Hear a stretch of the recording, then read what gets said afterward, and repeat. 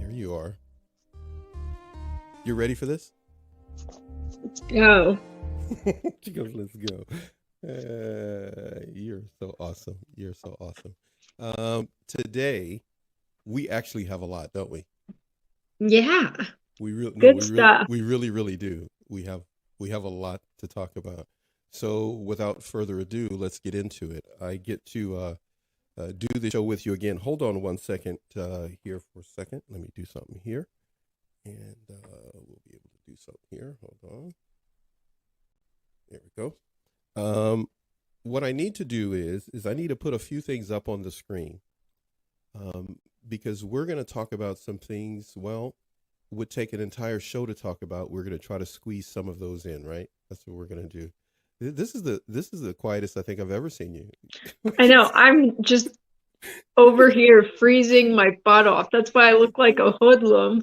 I do want to bring it up. My husband, this is my husband's hoodie. Go Gators. Oh my goodness. You know what, man? It's like spring in Jersey. It's like, it was like 95 degrees on Saturday. This morning it was 50. Wow. Okay, well let's give everybody a full shot of your hoodieism, your thug in you coming out. Hold on, let me do it.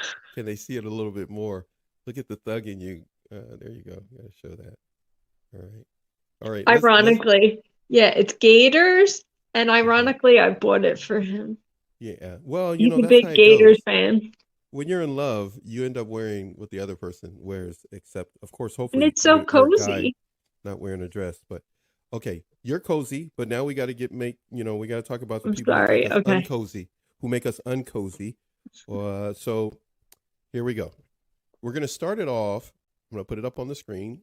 First of all, this is how you get a hold of Michelle. So some of you have told me that you've been enjoying Michelle and the BBB shows, the Bumped, Bruised, and Blessed shows that she's been doing. This is how you can reach out to her.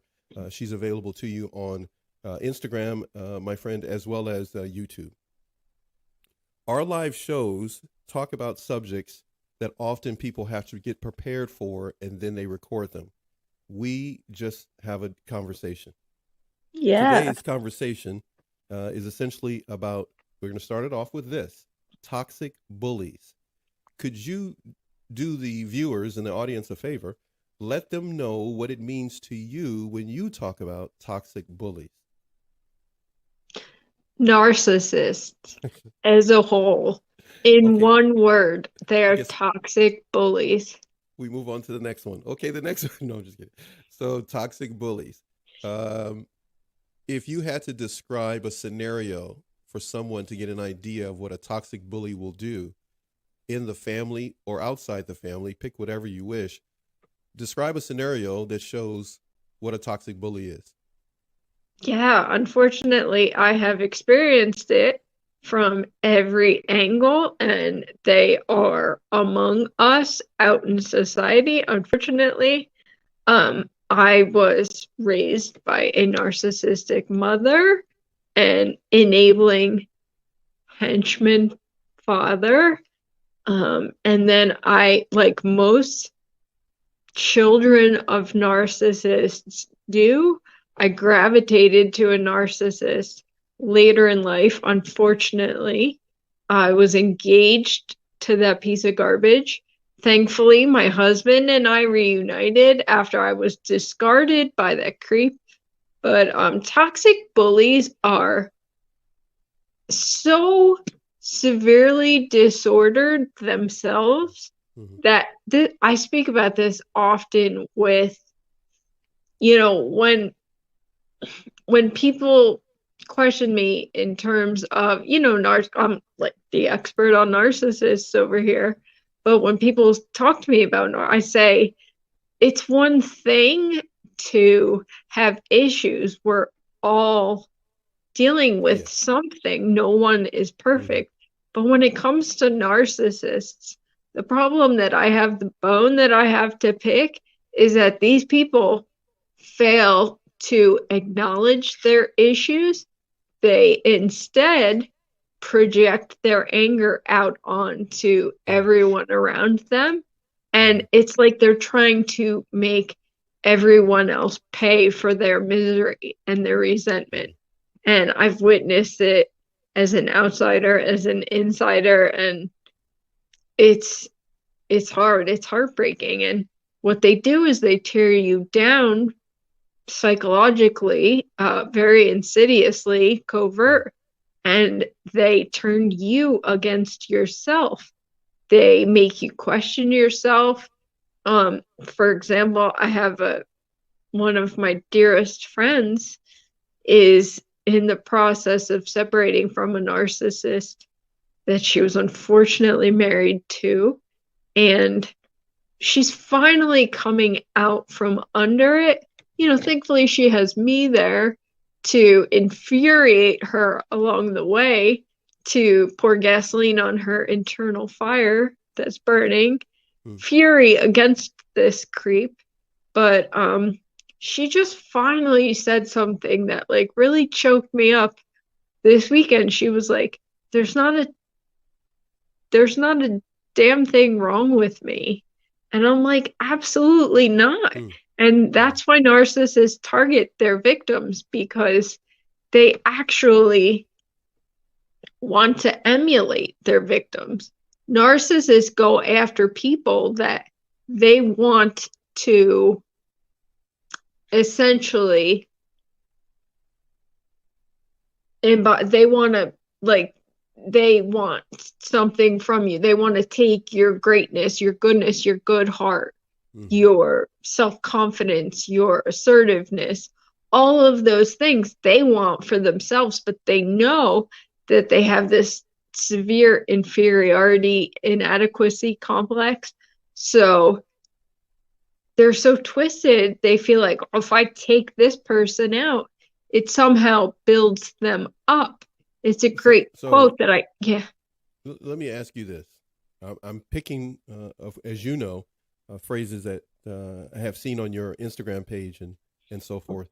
I'm going to put something up because you're going in a direction that leads to this. I'm going to ask you about something that I saw on your page, fishing for supply, because you're mentioning about, as it were, taking someone out, projecting onto that person, taking their good qualities, as it were. What does this mean for someone who's never heard of this phrase, fishing for supply? Shed some light on that for someone. I actually have a graphic that goes with this. Someone's literally fishing. And my husband has a great, and he comes up with these great analogies sometimes. He's like, narcissists are like sharks. They can never be in one place for more than like a second. They're always on the prowl. They're always seeking out some type of external validation, some type of external supply, because they are so devoid within themselves. They need everything is external. They are absolutely addicted to drama. That's why a lot of us victims want nothing to do with drama. After, as we're going through the process of healing, hopefully on the, farther end of it, like as we're further along, I don't want anything to do with drama. And I know so many people that feel the same. So narcissists will extract supply from good or bad acknowledgement. They just seek reactions from people. I have another graphic about a post. They'll constantly like poke at you to strike a nerve. They want to incite some type of reaction, and that's how they validate themselves. It's so sick and twisted. It's very difficult for us to understand because it's so far removed from, our personal values and, characteristics. But narcissists actually, like, they feel powerful when they're able to have an impact on someone else. It's typically in a bad way. Then I want to put this up because this is something that I saw on your page. describe for others then, when you say dysfunction, give an idea for that for someone who is, well, they may be living in it and not even know they're dealing with dysfunction. They may have been raised in it in the family and they think it's normal. What does dysfunction look like, smell like, taste like? What does it mean? Something is off. I say that, like, there's so many. I have my graduate degree in psychology as well as my undergraduate degree, and I'm fairly certain that the reason why I gravitated to this space is because something was always off in my home. And a lot of people report the same thing. It's like, but it's so covert. It's so like flies under the radar, as well as the fact that it's all you know as a child. As a child, you don't have the luxury of comparing your dysfunction, toxicity that you're living in to a healthy home. So that's normalized by the narcissist, by the dysfunction that you're living in. When you have a parent that is a narcissist, they are taking everyone in the family unit down. No one goes unscathed. Everyone is impacted, whether it be the golden child, the black sheep, the lost child, the enabling spouse, everyone ends up being codependent because the world revolves around the narcissist. So dysfunction is a failure to acknowledge and address, everyday issues, it all starts with the narcissist failing to acknowledge their unresolved issues. But every family has, hiccups or bumps in the road, but narcissists just brush everything under the rug and act like, oh, we're perfect. Everything's perfect. So, everybody's happy here. Nobody can talk about any. Communication is absolutely non-existent. It is completely discouraged. So if someone is living in that type of a lifestyle, communication is always either strained, non-existent. It's just, you can't communicate freely. People just seem to be not open to any agreement. It seems to be no measure of pursuing peace at all. Then they can be so affected, and I want to get to this, so I want to jump to it early. We're going to jump to this early. They can be so affected. Well, this is something you also talk about, CPTSD. I'm just going to jump right into this book here. Yeah, and I want the viewers to know this, what they're about to hear and what they're going to we're going to be discussing and you're going to be highlighting is from Pete Walker, if I got that right. Am I doing that correctly? We'll make sure. Correct me if I'm wrong. Okay. So Pete Walker, it's like the Bible. That you have. It's a book you have in front of you there, and it discusses CPTSD. Go ahead. Feel free to talk about that with the viewers. It's awesome. Like in chapter 1, right from the jump, he says CPTSD is a learned set of responses and a failure to complete numerous important developmental tasks. It's environmentally, not genetically caused. It is learned. It's not inscribed in your DNA. It is a disorder caused by nurture, or rather lack thereof, not nature. CPTSD is a more severe form of post-traumatic stress disorder. And this is what children of narcissistic parents, I always put parents in quotes because these people really don't deserve that honor of being acknowledged as parents. But CPTSD is delineated from a better known trauma syndrome, and 5 of the more prominent features of it are emotional flashbacks, toxic shame, self-abandonment, a vicious inner critic, and social anxiety. So it's like everyone knows that, or not everyone, but generally the idea behind PTSD, everyone typically would associate it with soldiers that have gone to war or people that have suffered some type of physical traumatic experience, an accident, war, again, things of that nature.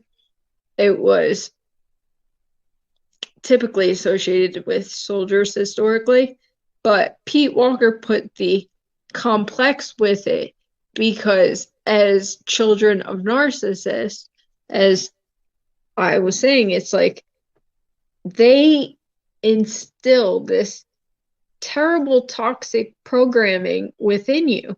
It's just psychologically devastating. It's emotional, mental abuse. It's where, like, the most formative years of our lives are early childhood.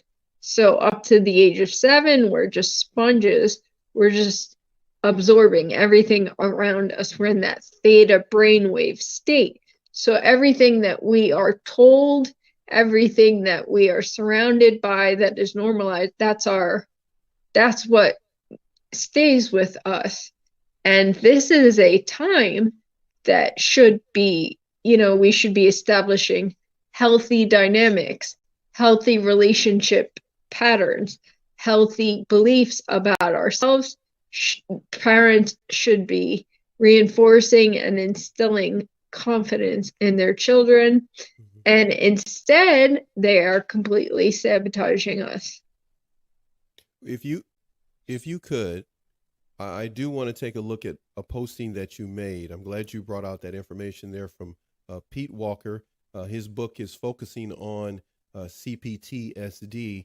I was going to ask you, could you hold it up for everybody real slowly and hold it right there? That's perfect. And so for some of you who wanted to take a look at this book, this is, of course, the cover of it. Feel free to take a look at it and do your research.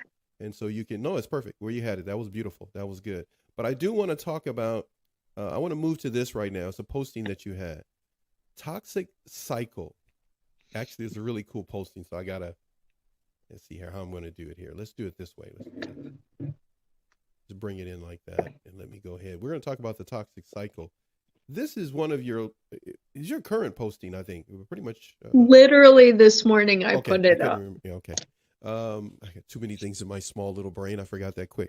Okay, so Bumped, Bruised, and Blessed, of course, is your Instagram page, your YouTube channel as well. I encourage everyone, by all means, to support Michelle at Bumped, Bruised, and Blessed. And please make it a point, as best as you can, to like, share, and subscribe to all of her social media platforms, so that she can continue to help others. Just because maybe you may know this information, keeping her out there helps those who are just beginning their journey. Narcissistic parents, your posting says, implant a toxic cycle in their children. This is what you were just discussing. I want to get to the cycle. So in the cycle, you talk about toxic beliefs. Give someone an idea of what that means. I know many of you hear me say this over and over in our live shows. The majority of people that watch our shows and that correspond back to us are people that are just beginning their journey. So they learn a lot from the shows. Explain toxic beliefs or some examples thereof. Yeah, this is what hurts my heart. This is why I do this stuff, because children are what they believe they are, what you tell them they are. I have a post about that as well.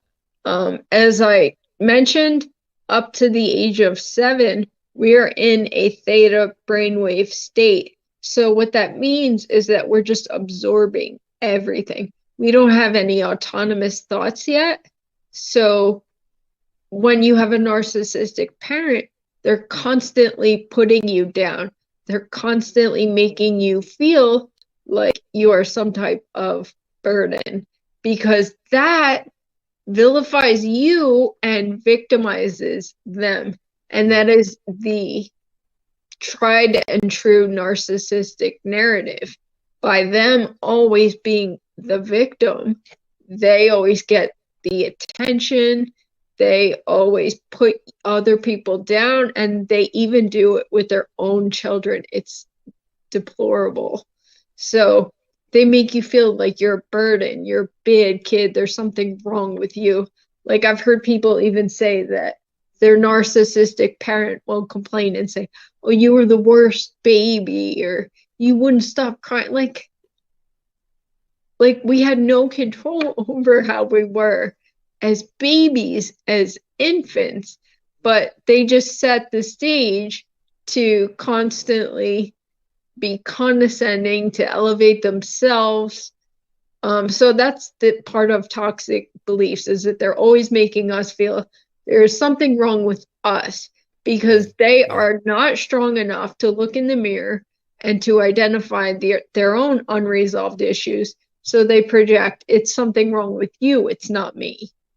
Now, we've touched on toxic beliefs. Shed light for us, my friend. Trauma response. I am so interested to hear what you're going to say. Trauma oh my response. God, I tabbed something off in this book because I don't want to forget anything.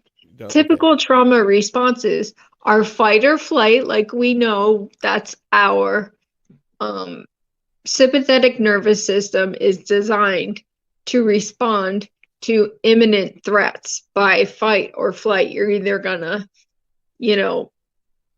stay and take on this threat, or you're gonna beat feet and run, right? But there's also fawn or freeze. So there's 4 of them. Pete Walker goes into detail in this book: fight, flight, freeze, or fawn. And there's different variations. He says variances in your childhood abuse, neglect patterns, birth order, and genetics result in gravitating towards a specific survival strategy. So like fight would be he's talking about healthy ones. I don't want to talk about that. Fight would be like a narcissist fighting everyone. Narcissists are very combative. Everyone is their enemy in life as they perceive it. They're explosive, they're controlling. That's a hallmark characteristic of a narcissist. They're entitled, they're type A, they're a bully, they're autocratic, sociopathic, conduct disorders. So that's the fight manifestation. I have a question. I have a question for you before you go on. Go ahead. My question to you is, what was your trauma response? I'm a people pleaser. Man, I almost read your mind there. I wanted to say it so bad. I'm a fawn, like in the worst degree. Really? I was always trying to be the peacekeeper. I know a lot of people similar, like my girlfriend, same thing. You're always trying to like de-escalate the situation. You're trying to keep the narcissist happy so that things just flow smoothly as possible. So a lot of people manifest into that people pleasers later in life because we're forced into codependency, by being the fawn. That's our trauma response. And therefore, you kind of avoid all confrontation. Like did it work for you? Did it work for you living like that? No, I'm in a wheelchair, man. Did not work out for me. Oh man.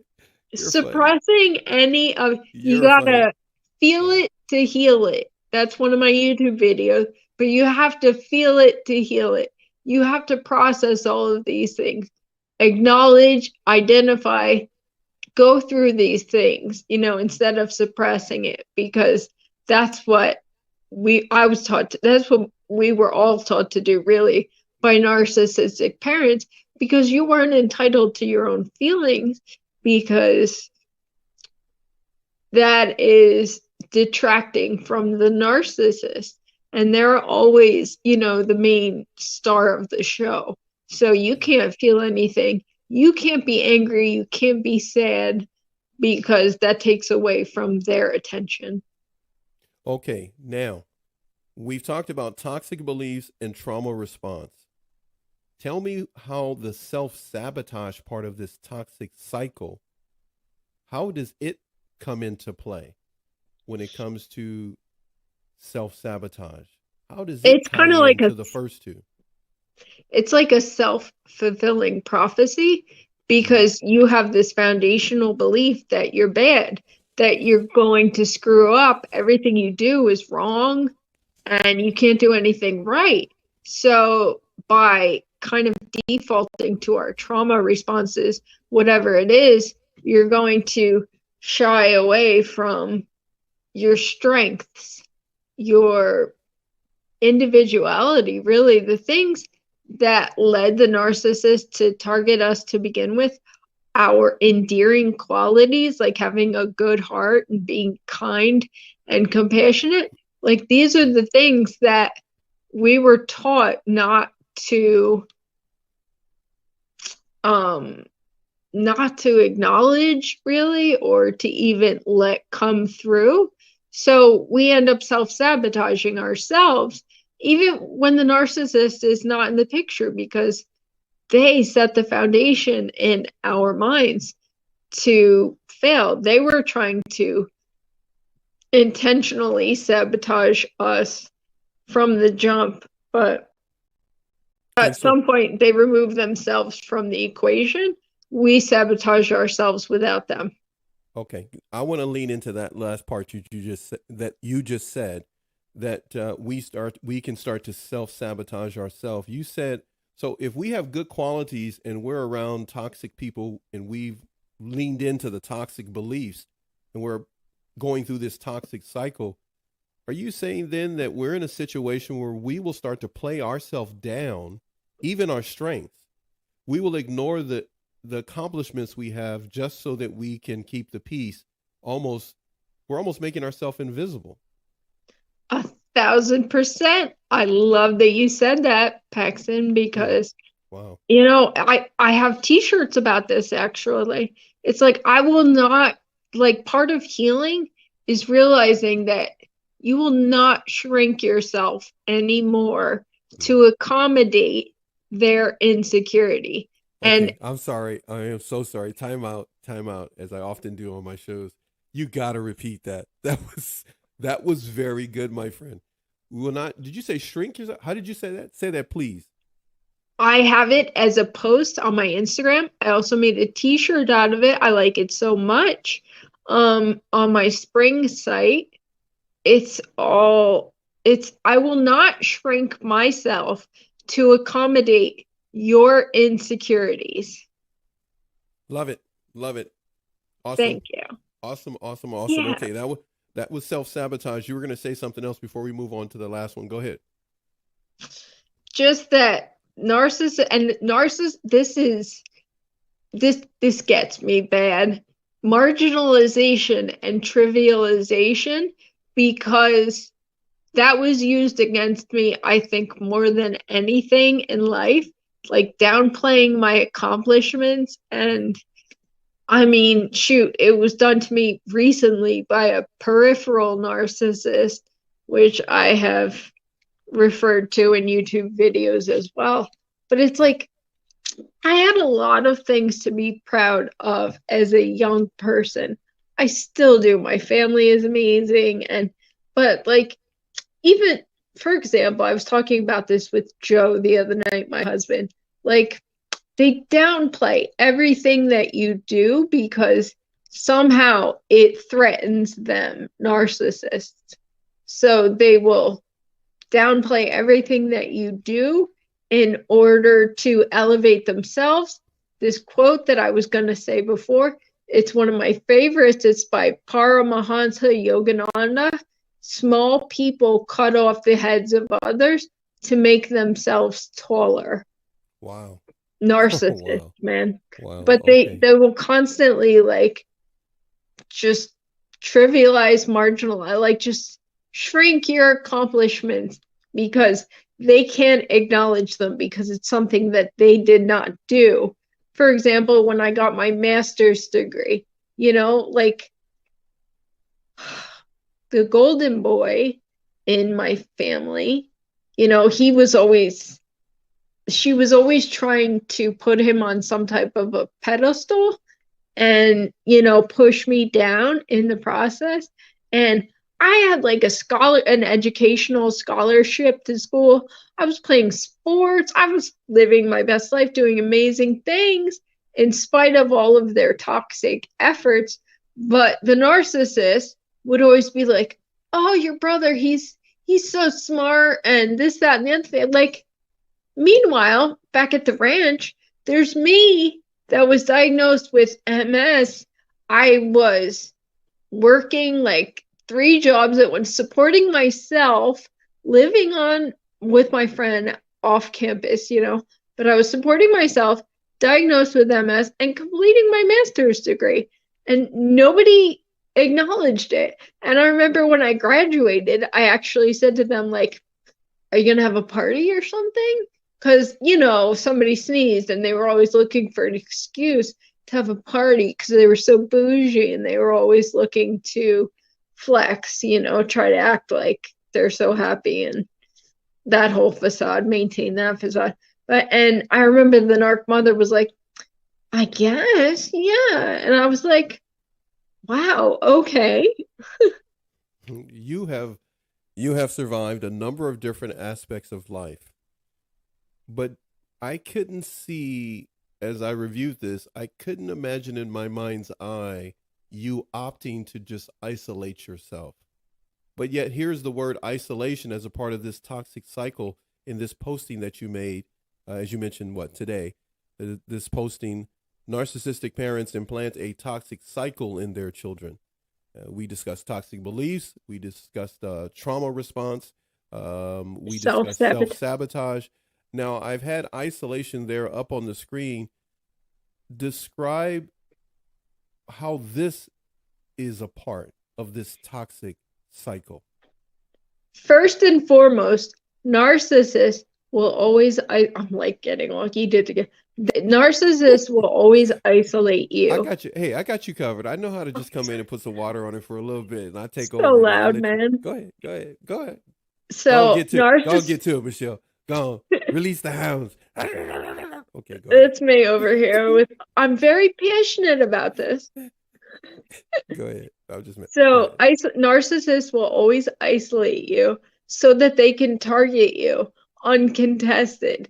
Like, I've made references to this. We don't have friends growing up because you get close to somebody and there comes the narcissist, like trying to plant things in your head. Like, you know, you value your parents' opinions and you're constantly, as I referenced in this post, it's just human nature.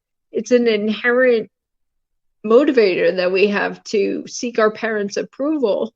And we don't know when we're kids that there is no acknowledgement from these people. They will never approve of us in any way because they're so feeble that they believe that somehow lessens themselves. It's so twisted, and as a mother, it's beyond comprehension. But they will deliberately isolate you to begin with so that they can target you and that you don't have anyone standing up for you. Because now I'm blessed with my husband, who's obviously on my team and supports me in all that I do in my healing, and he's, you know, my biggest cheerleader, and they don't want you to have any type of meaningful relationships. So narcissists isolate you. So then in turn, later in life, we repeat this by isolating ourselves. You know, a trauma response to having a narcissistic parent is extreme autonomy, extreme independence. It's not healthy. It's like, I'll do it myself. Joe and I talk about this all the time. It's like, Yeah. you don't want to depend on anyone because you've been Yeah. taught not to, that we cannot depend Well, on people. you didn't have a team. You didn't have a Exactly. team. You didn't, which that's what a family is. A family is supposed to be a team, but a healthy, productive, efficient team. And so %1,000%. the dynamics you're describing is living in a toxic cycle, as it were. You're living in where the belief system is not correct. The way we respond is not Absolutely. correct.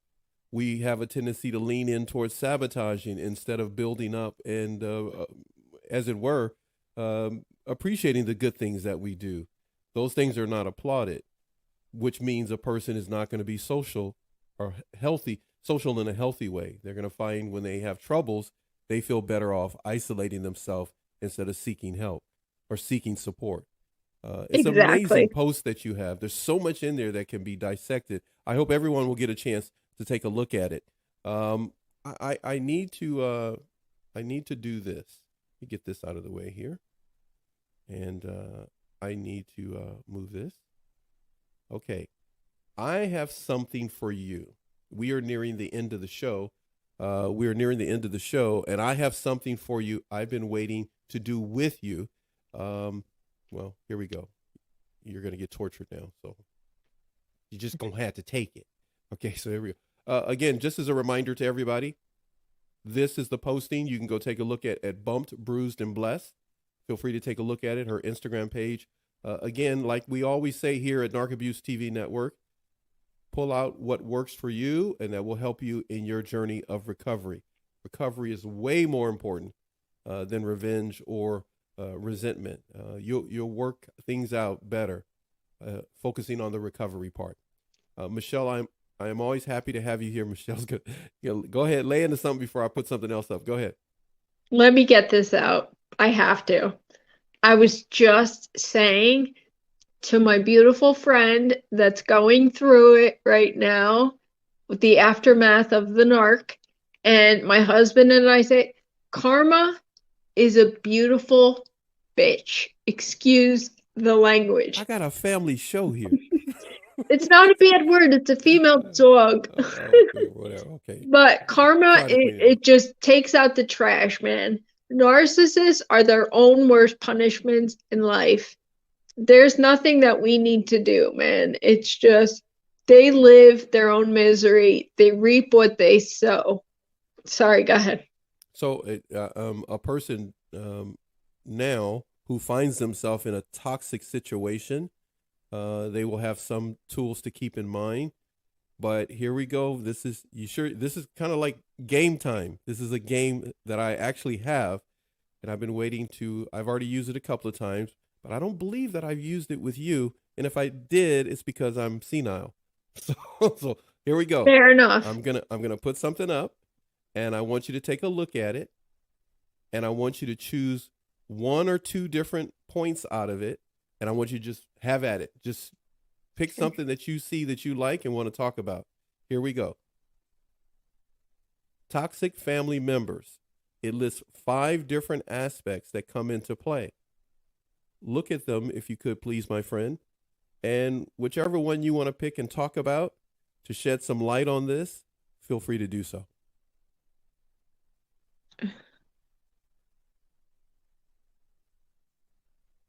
Man, I could go at any of I these. know. I see. Don't do this to me.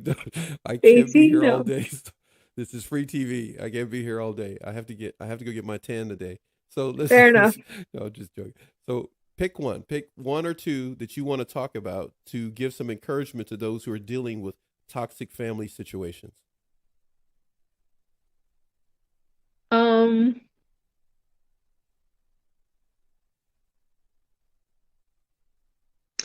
All right. I'll speak to this is going to cover a lot of it, but when you leave the toxic dynamic, when you break the cycle, it's going to feel worse initially than the incredible payoff at the end when we live our best lives. But they'll smear the heck out of you while you're doing it. Wow. They have to do that because That's how they maintain their narrative. They will throw the book at you, they will point the finger at you, they'll say you're the narcissist. They will duck and dodge any and all accountability because, again, this is what the whole narcissistic personality is constructed from. It is just an elaborate defense mechanism where these people are running from their issues. They're running from confronting or healing themselves. So they gotta dump it on you. I mean, they need to smear you out because you're the villain. They're the victim. That's the narrative. So, and unfortunately, I've heard this so frequently. It's so sad, man. They're all the same. They all do the same thing, but that's good for us because that's how we're able to identify them. We see them for what they are, and we all help each other along the way. But a common theme that I have heard is that, so you might have a narcissistic parent, but then it turns out that the whole extended family is toxic as well. And you kind of just have to walk away from the whole thing. And yeah, that's how it is. And that can be pretty hard though, huh? It's heavy. Right now, I just popped into my head. What if some young girl met a guy and then now she finds out this is a chain of toxicity? But you're saying you're better off just walking away from it and letting it be. Yeah, because it's like odds are if you're dealing with a narcissistic parent and everyone else kind of turns a blind eye to it, like a fence sitter type person, it's like, silence it's just like abuse by proxy. If you don't have people advocating for you and just letting this go on, it's like, what's wrong with them? And it's like they're either cohorts, enablers, codependents, or narcissists themselves. It's like nobody wants to break the cycle, but that's why we are here, because we're breaking the cycle. We're educating ourselves. We're extracting ourselves from the dysfunction. And yes, like 99% of the time, everyone is dysfunctional, and it's unfortunate, but it's the way it is. So it feels overwhelming initially, but it's worth it a million times over. And that feeling of being overwhelmed because a person is raised in it, they're accustomed to it. They may feel they're in love with this person, but the whole line is toxic. You're saying in the long run, it's better to have peace. It's better to have the peace than the dysfunction. It's better to pursue peace than to just live in dysfunction. Yeah, man. Like, I'm the black sheep, so I know a lot of us delving into this arena are black sheep, which is awesome. We are the truth tellers. We are the justice seekers. We are the cycle breakers. I mean, God bless like the golden children out there that have gone this route as well. But it's like I could not fit in with those people if I tried, and I don't want to. We seek out like genuine and authentic connections. That's who we are. We're not them. We couldn't be them if we wanted to. They like skate on the surface, man. They're like as deep as puddles. They have nothing substantial there. So that's not us. That's a good one. Deepest puddles. I kind of like that. I like that. Deepest puddles. Okay, now we are near the end of the show, but I have a video to say thank you to you and thank you for everyone for being here. Let me make sure I'm not missing nothing over there. Nope, I'm good over there. Okay, so Michelle, I am expecting you to return again, hopefully in the month of June. And I have some other surprises that I didn't share with you today. And we'll get together and do that then. And please make sure you tell your awesome hubby to make sure to continue to give you his jacket so that you stay warm. Thank you for sharing the Pete Walker book with us. If you still got it, could you hold it up? Complex PTSD from Surviving to Thriving. And again, That was from Pete Walker. Everyone, I want to let you know I appreciate you supporting us. It has truly been amazing. Everyone has been awesome here on YouTube and welcoming us from when we left Instagram and doing our live shows. And many of you that have moved over, we appreciate it. But I need you to show love to Michelle. I am asking you to do that, please, to go to her YouTube page and her Instagram as well and show her some support. Right now, it's video time. But no, wait, I can't do that. Michelle has something. Last bit of words, my friend, before I have to go. I have a book coming out at the end of this year. Yeah, man, in the fall of 2022. So check it out. And I gotta gas it up, like I forget to do this kind of stuff. And I have merch on Amazon now if you search Bumped, Bruised, and Blessed. And always in the description of my YouTube videos, I have links to things. So except for Amazon, I don't have a link to that. You just got to search Bumped, Bruised, and Blessed. But I'm a sucker for free shipping, man. So that's what Amazon does. This is what I'm going to ask you, my friend. I need you to make sure you get me whatever content you got that you're ready to release. And like usual, I will make a commercial for you. If you've been on this show, I will make a commercial for you. So it's not a problem. I am so happy to hear about, you in a book. That's just really good. We'll have to talk off screen, when we're not on the air. You have to tell me some more, and I'll put some stuff together for you, my friend. I will. I am so happy to hear that you got a book, and I know the merch is there. Hey, we'll put some stuff together for you. You and I just have to talk. We'll get a chance to do that hopefully in June for sure. In which when I have the merch and all that stuff, I'll put it together for you. I just want people to know you're an exceptionally beautiful and kind-hearted woman. But man, are you a fighter for justice, man? You don't be kidding around. When something's not right, you got to watch out for Michelle. She ready to fight. Right. So thank you so much. Video time. We do this pretty much at the end of 95% of our shows. We want you to know that we thank you for being here and supporting our guests and taking out of your time to take a look at our live shows. Michelle, another great show with you. But enjoy the video.